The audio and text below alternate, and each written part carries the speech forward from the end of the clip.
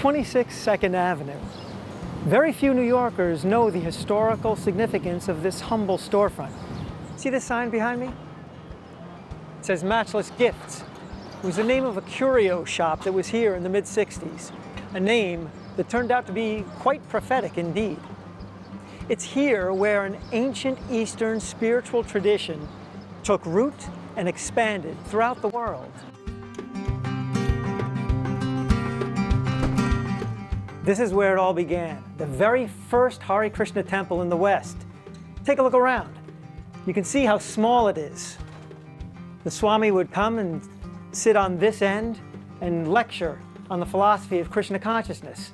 Although the Hindu Vaishnava tradition, also known as Krishna consciousness, goes back thousands of years and still has millions of followers in India, it was a very new thing in the West. So Bhaktivedanta Swami decided to incorporate his fledgling movement, and that happened in July 1966. He founded the movement as ISKCON, the International Society for Krishna Consciousness. When Srila Prabhupada came to this country, he did something that was quite daring, in the sense that his goal was to transplant a very well-established and very authentic and old tradition from India to the United States, to New York City, to the 60s counterculture. I mean, if you look at it comparatively, there couldn't be two more different cultures than these two. Within 12 short years after he left India, A.C. Bhaktivedanta Swami Prabhupada traveled across the globe 14 times, initiated thousands of disciples, established over 100 centers, several farm communities, as well as various charity and educational organizations.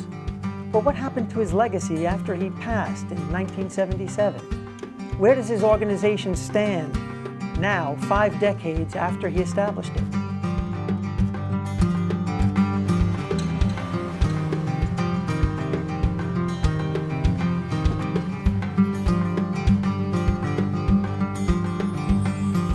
It was underneath this tree on October 9th, 1966, that A.C. Bhaktivedanta Swami Prabhupada held the first recorded outdoor chanting session of the Hare Krishna mantra outside of the Indian subcontinent. Chanting the Hare Krishna mantra is one of the most important activities for Krishna devotees.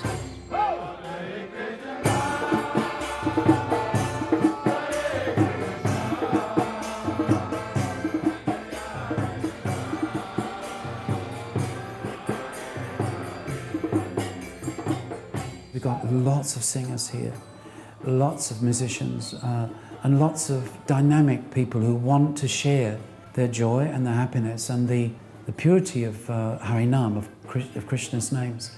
And so there are quite a few different initiatives going on.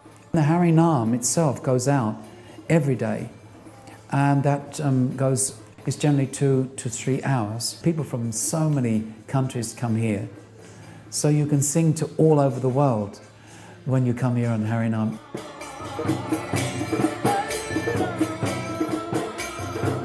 There's Kirtan London. Sometimes they hold 6 to 8 hour kirtans where they invite the general public, anyone who wants to come.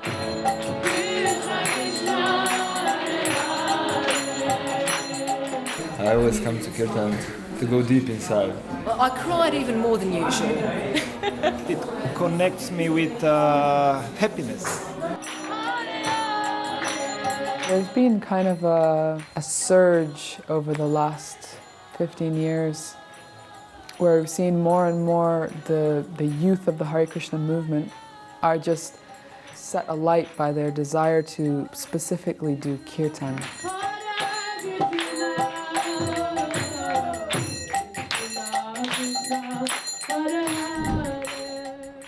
After years of planting seeds in the West, Prabhupada returned to India, and with the help of his American and Indian disciples, started building beautiful temples in the major cities and holy places there. One of his main projects was to build a spiritual city in Mayapur on the banks of the river Ganges.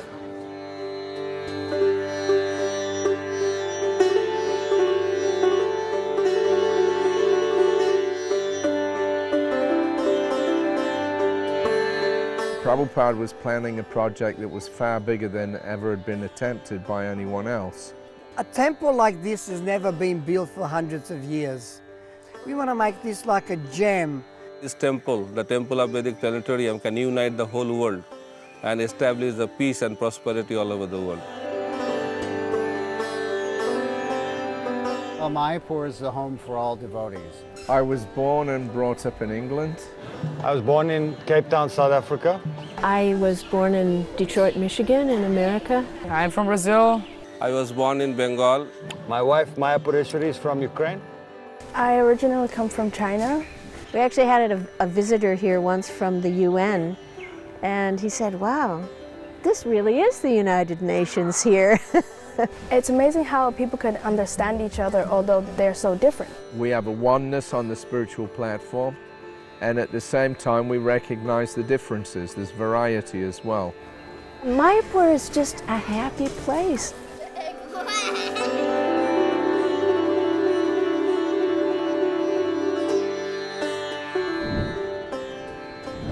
Back in the early days, most of the devotees lived and served inside the temple itself. Nowadays, most devotees have families and have regular jobs. Lawyers, doctors, bus drivers, even actors, like me.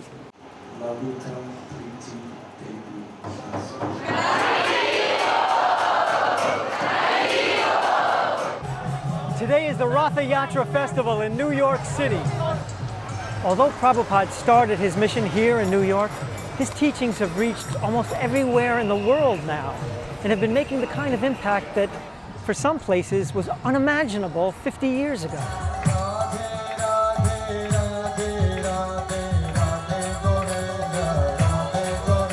На самом деле, ни разу не была на таком концерте, поэтому очень понравился данный формат, очень много эмоций получила.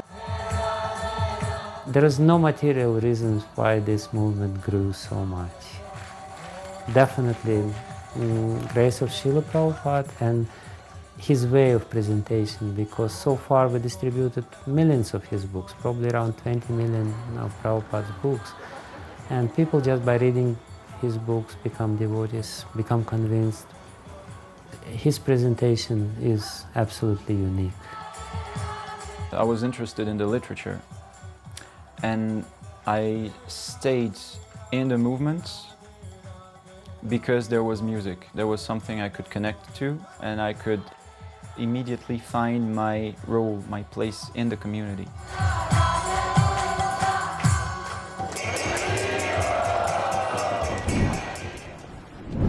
Behind me are a row of colorful tents.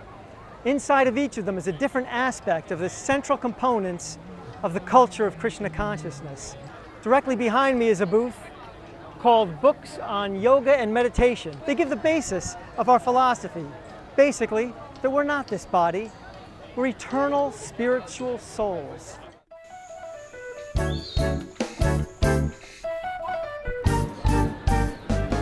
A BBT ela foi criada por Prabhupada há mais de 50 anos com o intuito de ter documentado, né, o seu conhecimento para poder levar para todas as pessoas, né, aquilo que ele acreditava.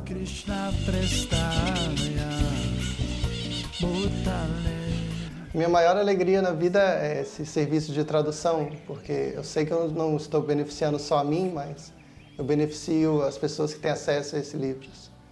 E a tradução também tem uma vantagem, algumas vezes eu gosto de escrever também, mas na escrita talvez apareçam as minhas imperfeições, as minhas debilidades, mas quando eu traduzo o livro de uma pessoa completamente qualificada, como os Goswamis ou Prabhupada, eu tenho certeza de que eu estou sendo um instrumento de uma mensagem perfeita. Então, me inspirou muito, né, distribuir livros, porque foi também através dos livros que eu pude mudar de vida, né, mudar meu nível de consciência, né, que mudou completamente a minha vida. Então eu gosto, né, da ideia de oportunizar isso para outras pessoas, dar isso para outras pessoas, né, algo que foi maravilhoso na minha vida, que outras pessoas tenham oportunidade. A partir de 2009, Em 2009 nós conseguimos distribuir 135 mil livros e desde então a nossa média anual é de 350 mil livros. A minha maior felicidade na vida é quando eu vejo que Prabhupada ele é reconhecido pelo serviço que ele fez e que faz para a humanidade.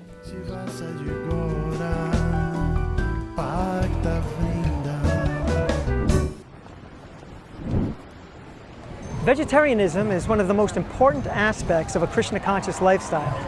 Devotees try to cause the least amount of suffering possible to other living beings. This is called ahimsa in Sanskrit. It's the principle of non-violence. Prabhupada and his followers have contributed tremendously to the fact that vegetarianism is much more popular now and has even become somewhat mainstream.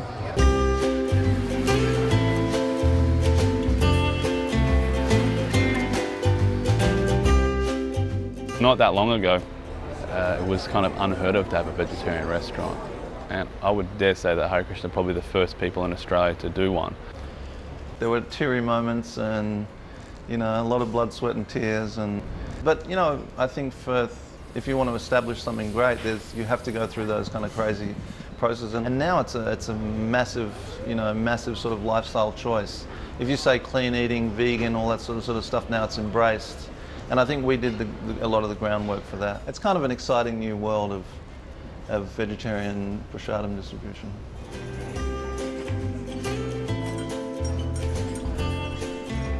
I always eat at Govinda's, just a natural routine. The best recipe for people to be happy, I think that developing an attitude of service towards other people. The reason we do what we do and we push every day is the reciprocation we get from the people we're doing it for. And every day they're coming in, we have people coming in multiple times a day even, and just showering with us appreciation and affection and love. I think the Hare Krishnas, that I know them anyway, are really integral to the community at James Street. I think they provide a really beautiful service and they make incredible food.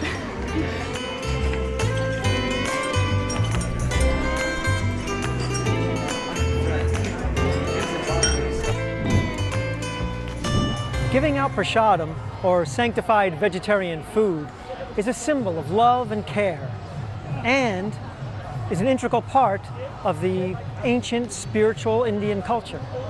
When Prabhupada first started attracting followers, he personally cooked for them and personally fed them. Later on, he asked his disciples to make sure that no one ever went hungry within a 10-mile radius of any ISKCON center.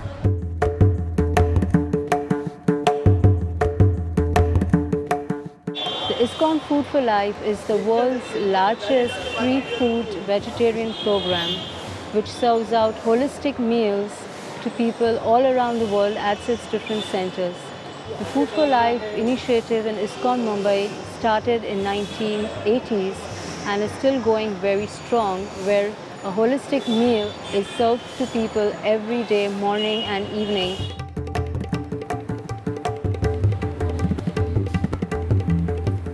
So we started this project in the year 2004.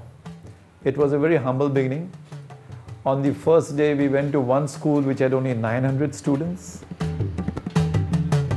11 years down the road, we have set up 20 kitchens in different parts of the country.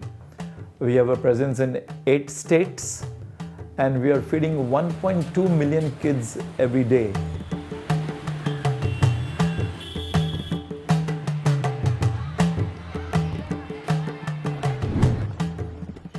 Although he started his mission in a big metropolis, Swami Prabhupada inspired his followers to establish farm communities, leading a lifestyle of simple living and high thinking.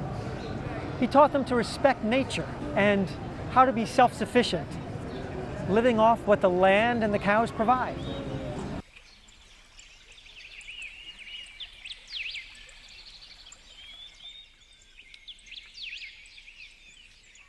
Számunkra a környezetvédelem az nem csak egy jelmondat, amit kiteszünk valahova az ajtó fölé, és aztán meditálunk nap, mint nap, hanem mi gyakorlatban az életmódunk a legfőbb környezetvédelmi programunk. A közösségünkben 130-an élnek, és ehhez szükséges zöldséget, gyümölcsöt, gabonát, tejet, tejterméket meg tudjuk termelni.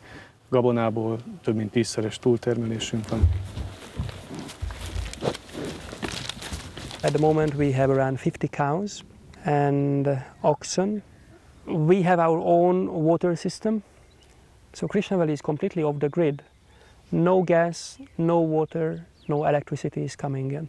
Krishna Valley has a really great reputation of being the largest sustainable eco-village in Europe.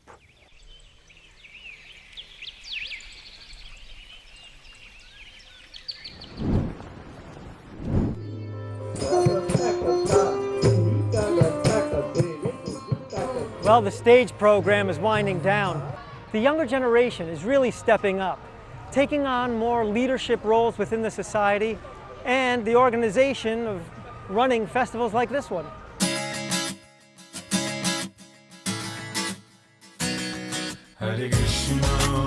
I've always felt that my mission is to be of use. I have a teaching degree, so my primary job is teaching. What we really look at is a holistic approach to education. They teach science, they teach mathematics, they teach reading, they teach how to write, they teach how reading comprehension, and lots of other stuff, including about Krishna. And so that's why I really like this school. Everything that we do, it's age appropriate, and it's done with the eye of just creating these positive spiritual experiences that they can look back on and want to continue or relive in some way. I want to be an ecologist and save Krishna's trees.